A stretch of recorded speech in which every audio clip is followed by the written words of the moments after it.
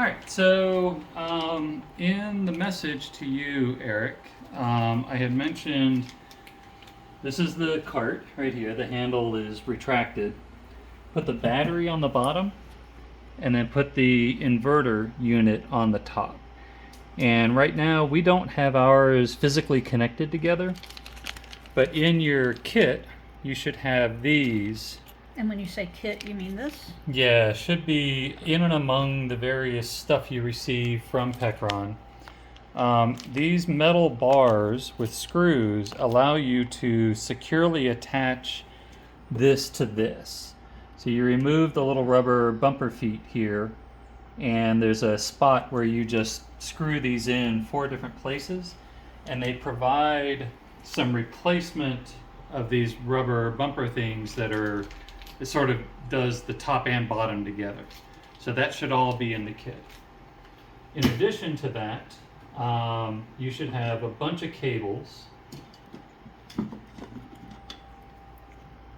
and looks like none of these is actually the ones that I want.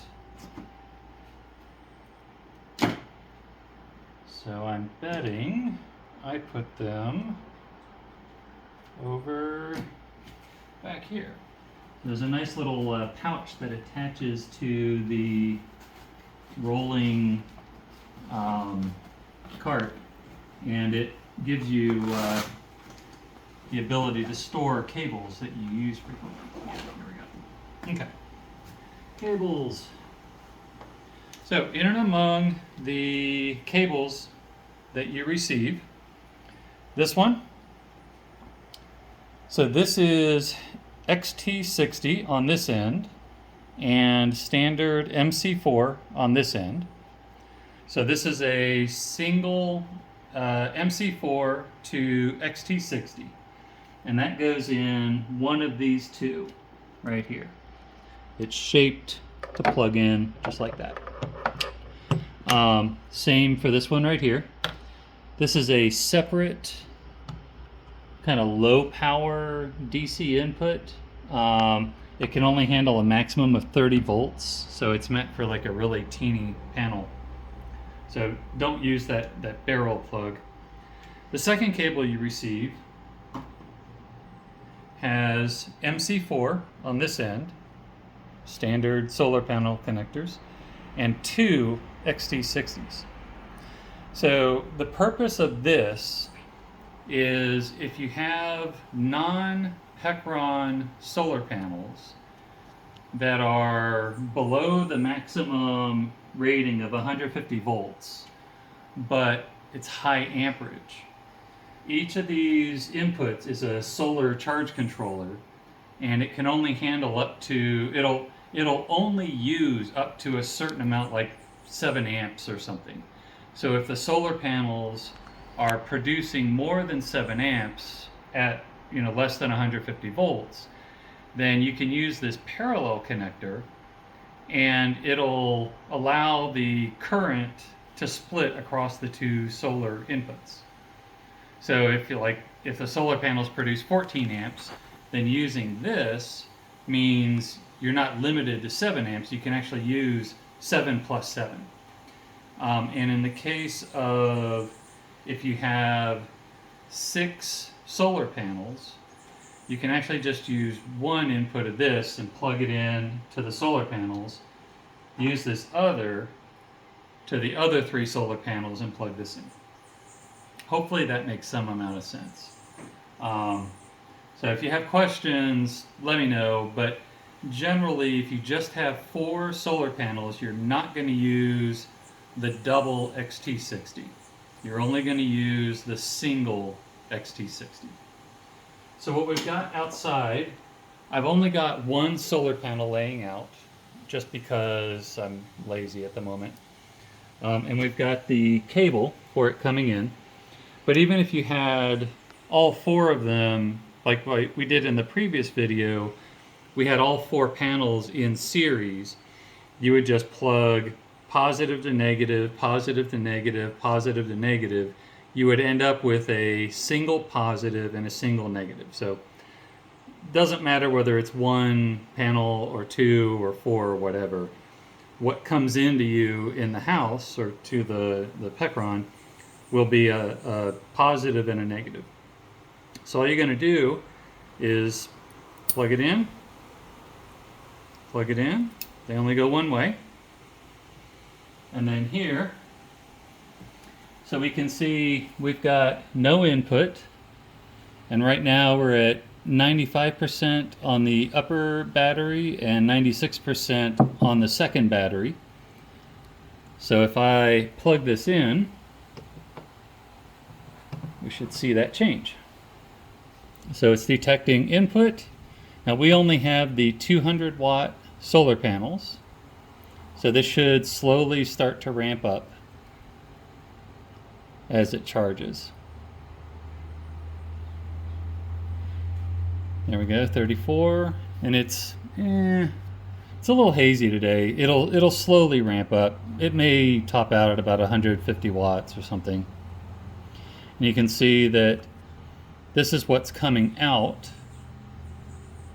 So we have we're producing to these outlets 87 watts. And it's going to jump up and down. And the reason for that is, so this is running like our Starlink and our Wi-Fi router and our security cameras and the display for the weather station, all that kind of stuff.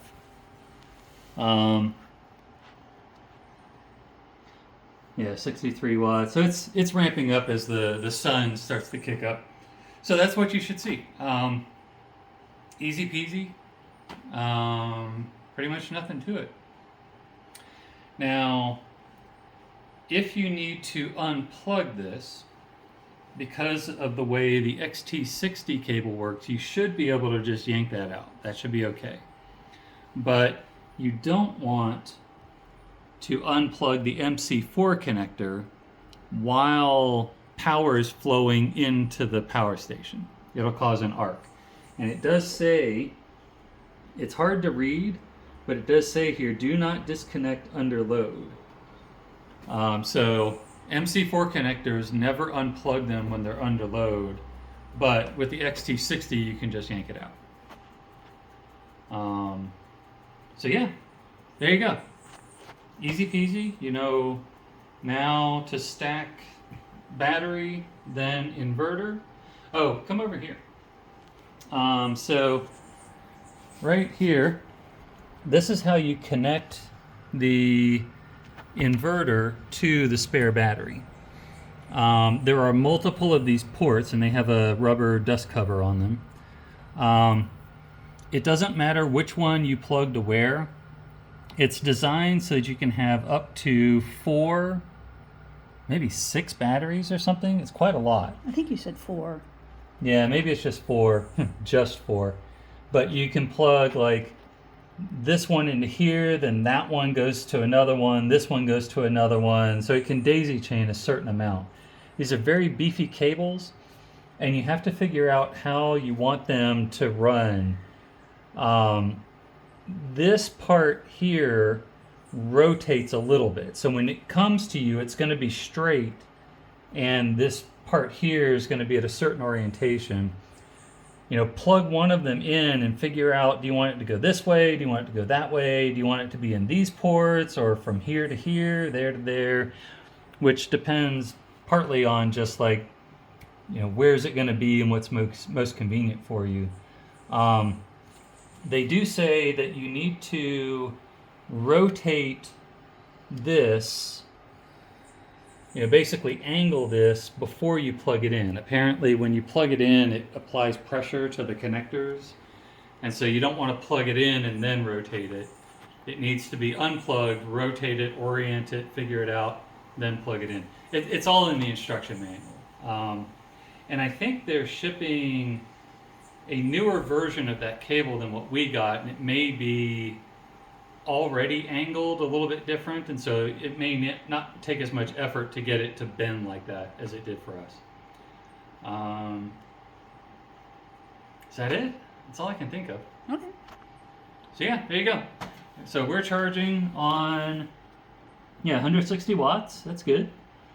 So we're charging and providing, 80 to 90 watts of output at the same time.